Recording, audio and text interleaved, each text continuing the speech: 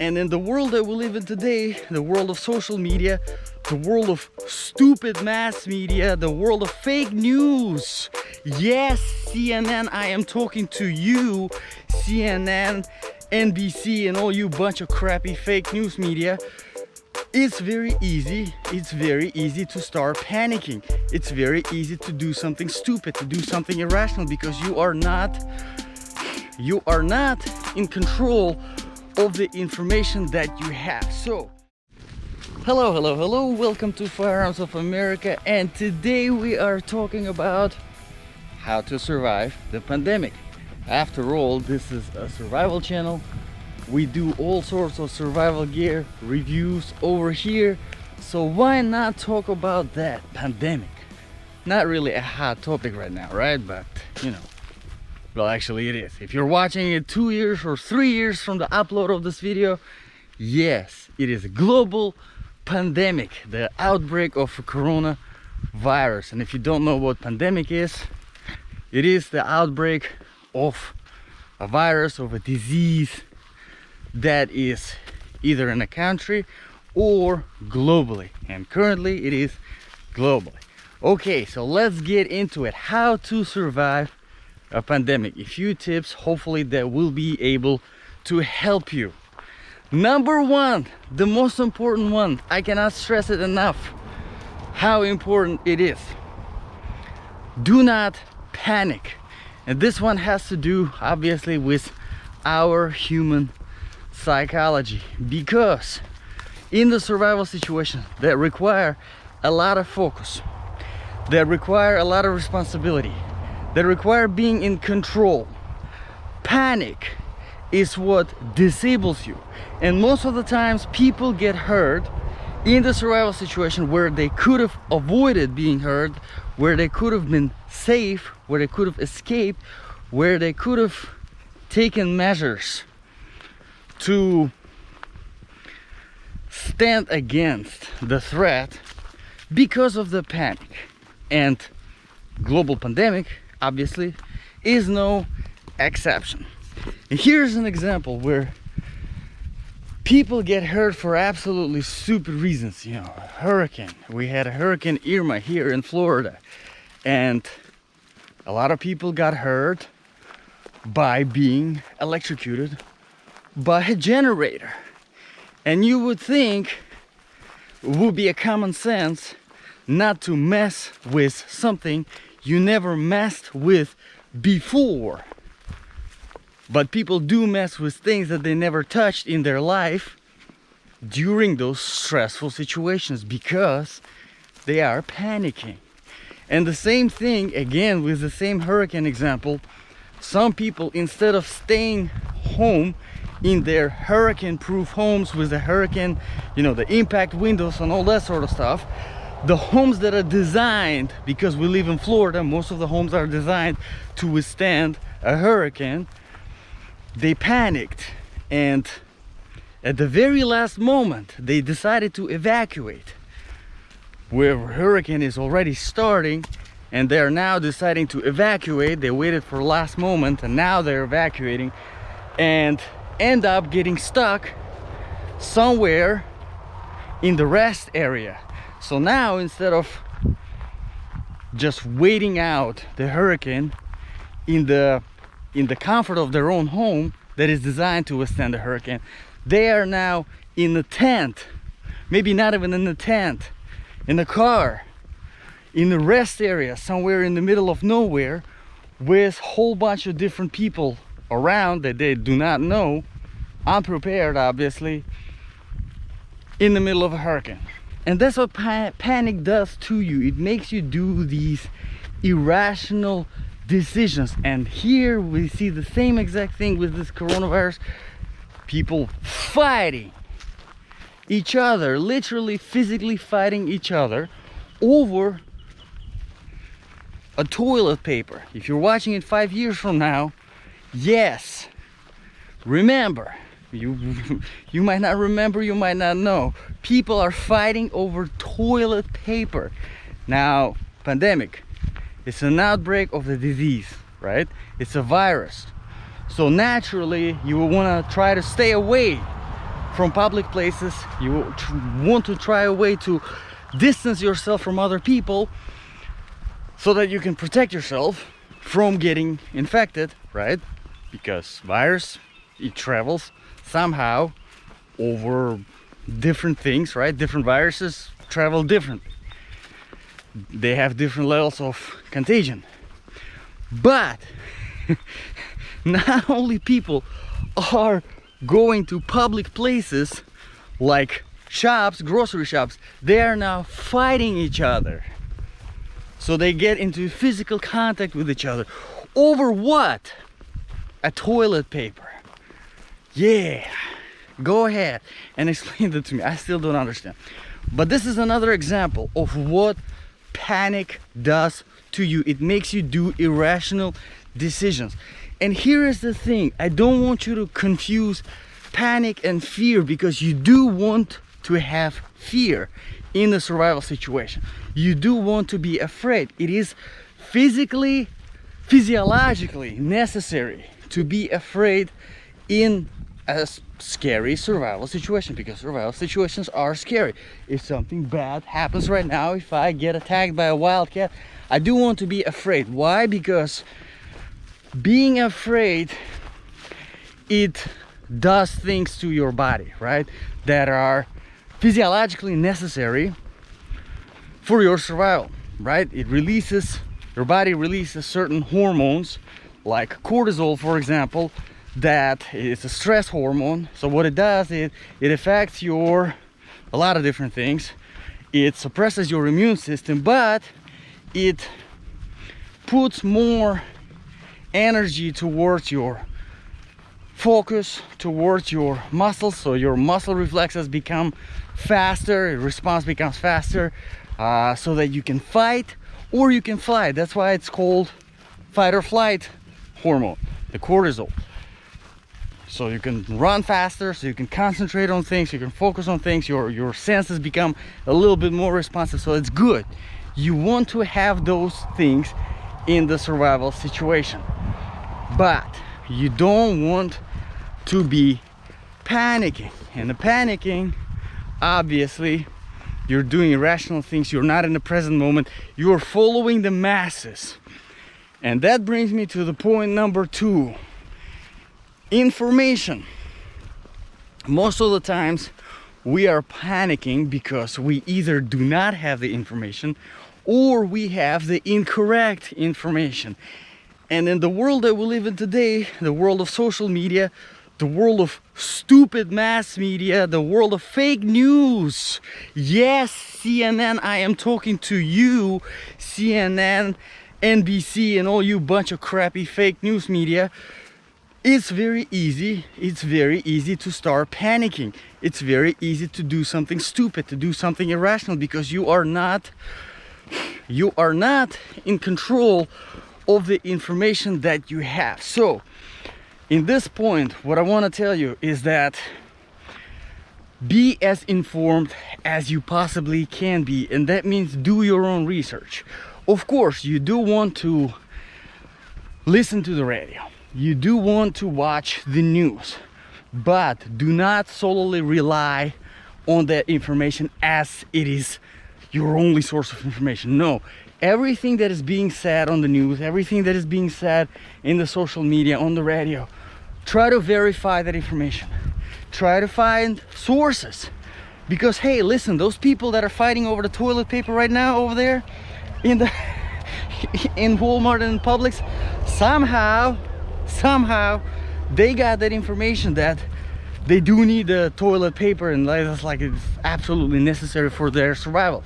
In their head, they think they need it, so they're fighting over it like it's the last thing they need. So they do have the information. It's not correct information, but they got that information from somewhere. Too bad they didn't verify it. So make sure you verify the information, whatever it is.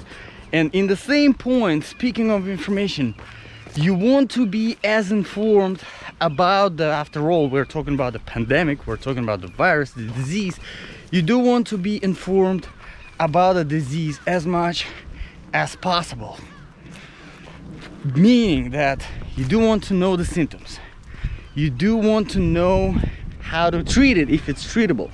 You do want to know the precautions of how to, how to prevent yourself from getting that disease, from getting that virus, whatever it is, right? For example, with the coronavirus, so far what we know is that it's contagious, it's airborne, so it travels through the air. So you want to try to avoid public places. You do want to exercise social distancing, which is one of the other points that definitely is helpful for your survival in the pandemic.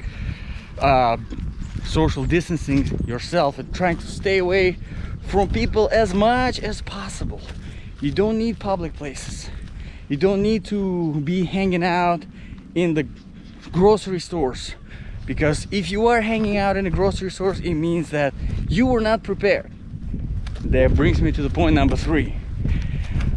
Be prepared, obviously, because if you're not prepared, point number 1, you start panicking. If you're not prepared, point number 2 means you did not have enough information. So point number 3, be prepared as much as possible. And I know really in survival situations it's really hard to be prepared and talk about being prepared, because you never know how and when and what is going to happen, right? How can you be prepared for everything? You can't. You can't be prepared for one thing. You can have your home barricaded and you can have all of these different supplies. You have your fridge full of food and you can basically live just not leaving your house for the next 2 years, right? You can be prepared like that. But then your power goes out and all the food that you had in the fridge goes bad, and you now do not have a fresh water supply because your home, electricity, you have an electric pump and your water supply is from the ground well that you had. Now you have to leave your home, and your home was the only safe haven that you had, and you don't have any gas in your car and you don't know where to go and what to do. So all your preparation for being in the house for the next 2 years, whatever, obviously it's an example, but you see the point, right? It's really hard to be 100% prepared for everything. So for the pandemic, survival of the pandemic, what can you do to be prepared? Obviously you want to have your basic survival gear, meaning that you have your clothing specifically for something, for traveling long distances, for traveling through different terrains, for wearing for extended periods of time, like we talk about all the time in my survival boots, survival jackets, survival pants, all of this sort of things, survival gear reviews. Of course you want to have your backpack full of basic supplies, and really you can't predict of what you want to have in there, but the basic things like your pocket knife, a rope, a basic medical kit, right? In pandemic especially important. What do you want to have in your medical kit to survive pandemic? Now let's talk about that a little bit, because it's obviously a disease, it's a virus, right? So you want to be able to treat. So one of the things that you want to have is obviously something that reduces the fever. Again, here information is very important. You want to be as familiar, right, with this disease as you can possibly be. Because, for example, with this coronavirus right now, there is a talk that fever reducing things like ibuprofen are actually not good, and they can actually make the situation worse. I don't know 100%, so don't take what I'm saying for as a source of information. It's just something I've heard so far. But it's just an example basically to tell you that sometimes something that reduces fever can actually make things worse. Anyway, it doesn't mean that everything that reduces fever can make things worse. So obviously there are other remedies, other medications out there that reduce fever. So again, make your research. Information, point number 2. Besides something that reduces fever, obviously you want to have, you know, something that, unfortunately in the United States we have, I think it's a problem. The antibiotics are not readily available that you can go and just buy them in the store. You need to have doctor's prescription. So if you do have antibiotics at home from your past prescription, right, from your past visit to the doctor, grab that. That will be helpful. Now, antibiotics, if you don't know how they work, basically what they do is they kill organisms in your body, both good and bad. So they definitely do negatively impact your immune system. So if you are traveling, antibiotics probably is not something that you want to take during the travel, because they make you weaker and they make your immune system weaker as well. All right, enough with the medicine. I'm not a doctor, so I can't really trust my word when it comes to medicine. But speaking of the preparation, another thing that I can say is very important, obviously, food and water. You want to make sure that you are not starving, and also that you are hydrated. And whenever I say water, I don't say Coke or Gatorade or whatever. Water. You want to have water. And it's obviously, you can see that whenever something bad happens, pandemic, hurricane, whatever, there isn't really any water anywhere, because all of a sudden people start drinking freaking water. So make sure you always have water. That's my point, because if something bad happens, chances are you will go to the store and you are not going to find any water. And the same goes for food. Have some food that you can store for long periods of time. For example, rice, pasta, stuff like that is really has a very long shelf life. You can keep in your cabinet and not worry that you don't have anything in your food to cook if you are hungry, because guess what, you don't really cook in the house ever. You go out and eat in a restaurant, that's fine. I don't judge you, but in the pandemic you want to try to stay away from people, so that goes for restaurants as well. And think about it, you know, today with this coronavirus, right, people are ordering deliveries from restaurants. They don't go to restaurants, but they order deliveries from restaurants. Wow, you guys are so healthy. So you don't go to the restaurants because you don't trust people who go to restaurants like you are to eat there, but you do trust all the restaurant workers who cook that food. You do trust the delivery driver who delivers that food. You do trust all of the relatives of that, all those people that I just mentioned, right? Because that's how disease spreads, through people. So you trust all of them. Anyway, my point is, again, comes down to being rational and irrational. Panic, right? Think. You have to think. All right, speaking of being prepared, obviously you have to be prepared to leave your house.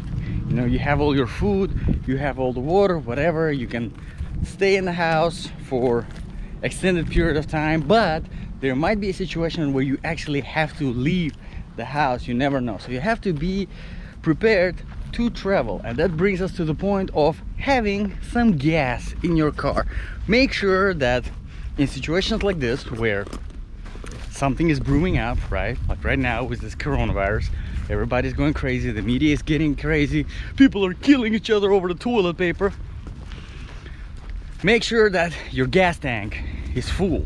You never know. Again, remember the rule number 1, don't panic. Don't go out there getting gallons and gallons of gas, enough gas that can take you to California. You don't need that, okay? In fact, that's how bad things happen. You're gonna travel around in your car with a whole bunch of gas in the gas tanks. You never know what might happen. I actually had a friend who had a similar situation during the Hurricane Irma. He traveled with a bunch of gas in his car, and gas actually spilled. So he had to travel from Florida to New York with his car, not only smelling like gasoline, but also obviously explosive fire hazard. Yeah, so you don't want to do that. You don't want to panic to the point where you're doing something irrational like this, which brings us to the point number 1 again. Okay, so besides all of this, you can see all of these things that you should be doing, right, to survive the pandemic. They're not just common sense. They also apply to pretty much any survival situation out there. Think about the natural disaster. Think about some kind of public disorder, or whatever the word is, you know, riots, war, civil war, whatever. But there is another point. There's a very last point, which I actually stole from, I think it was Rush Limbaugh. He was talking about that very long time ago on one of the, I don't even remember when. He referred to it as Triple G. And no, it's not a famous boxer, not the Gennady Golovkin, but no, Triple G is guns, gold, and God. Now, about the last one. Whether you're religious or not, if you believe in God or not, right? You don't have to be religious to believe in God. Whatever it is, if you don't believe in God, you can refer to it as being faithful, being hopeful that everything is going to be fine, right? You don't want to be pessimistic, because if you're pessimistic and you lost your will to survive, you lost your will to live, you lost your will to make the situation better, it means you gave up that responsibility for your own life. It means you gave up that control over the situation. And that brings us to the point number 1. Panic means you're done. So it doesn't matter if you believe in God or not. This is, if you do believe in God, obviously you understand what I'm saying already, and you say, yes, you know what, you take control, you take responsibility, and then you do your best that you can, and you hope that God will get you through it. If you don't believe in God, just think about it as faith and hope, being hopeful that everything is going to be fine, because hope dies last. Okay, so done with that point. Habit number 1, guns. You want to make sure that you are able to defend yourself, you are able to protect yourself. And I spoke about the social distancing, the social isolation, not hanging out with other people. And obviously in a pandemic situation, it's obvious, right? You don't want to get contagious the virus. You don't want to Jesus Christ, my English.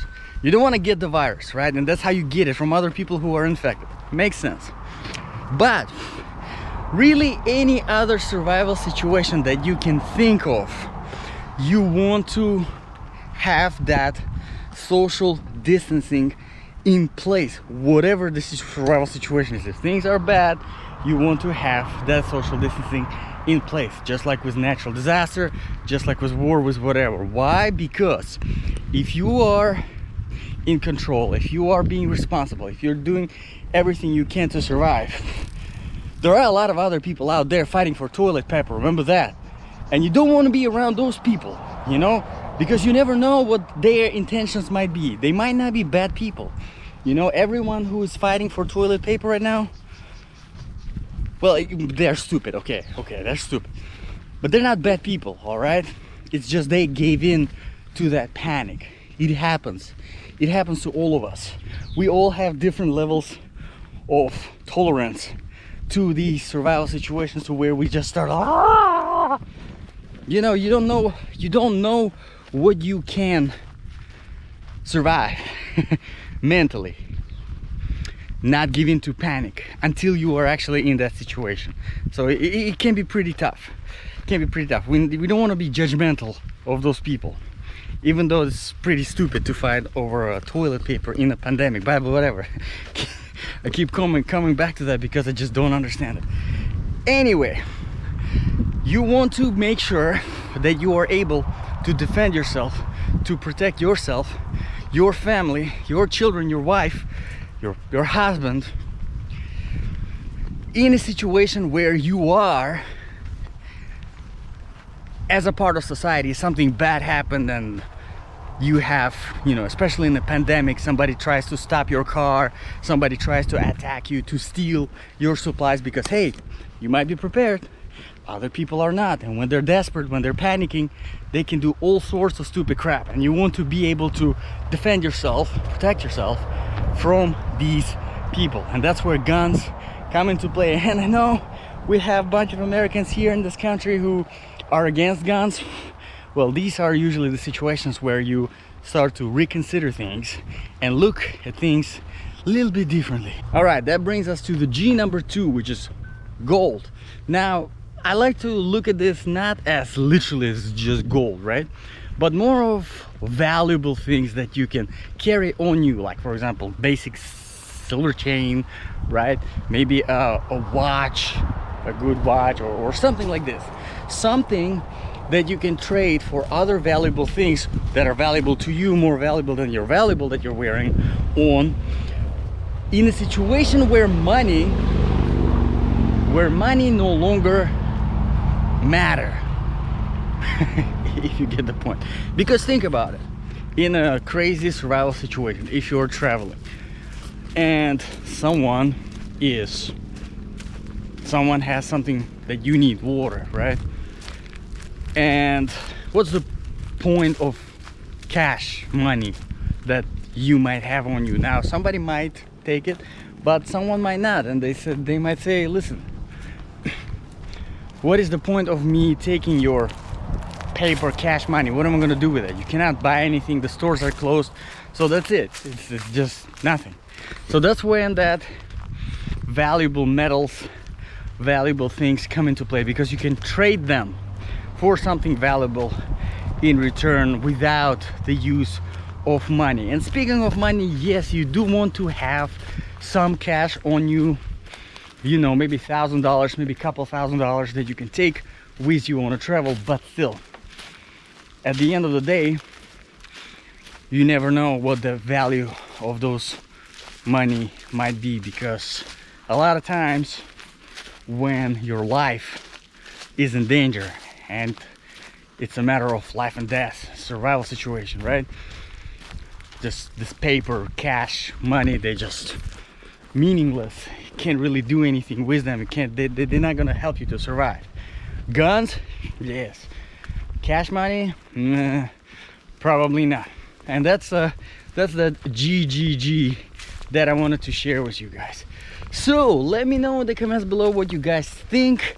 Obviously, all your other tips, other suggestions, experiences that you had in your life, hey, tell me about them. You know, what is that crazy survival situation that you had to go through, that you had to survive? Let's share them. Tell me how you overcame it, because hey, maybe we can do a video together and share your experience, because your experience can help other people to survive, obviously. Thank you very much, guys, for watching. This was Firearms of America. I'll see you guys in the next video.